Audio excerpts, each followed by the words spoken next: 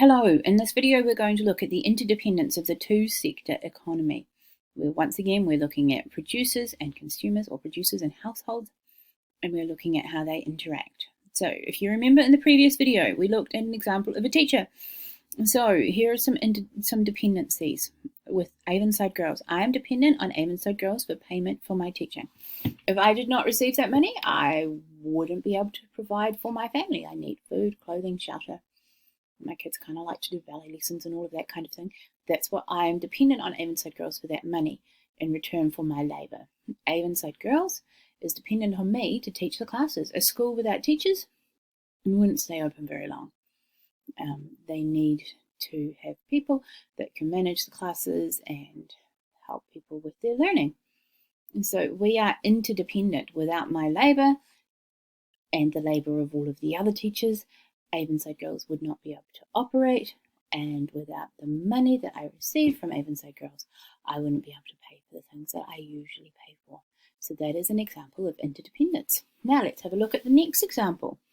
We were talking about Bargain Box. So I'm dependent on Bargain Box for the meals for the week.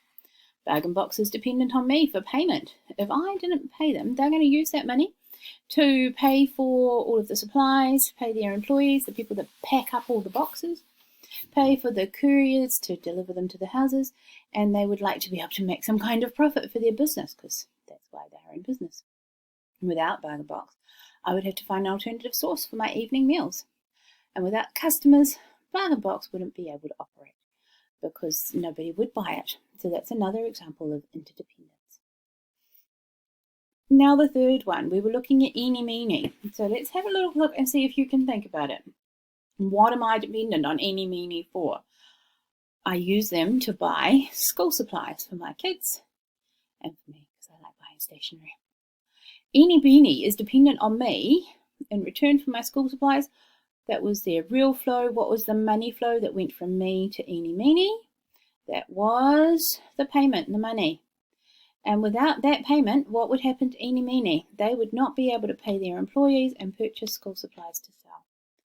Without eeny meeny, I'd have to find an alternative online store for my supplies, and without me and lots of other customers, eeny meeny wouldn't be able to survive.